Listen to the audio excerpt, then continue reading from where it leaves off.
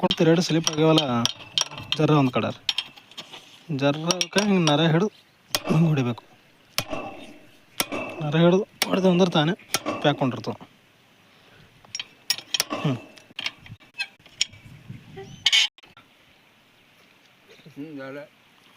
Okay झालं. आणि काय तर अडचणी काय नाही की चला मग आता.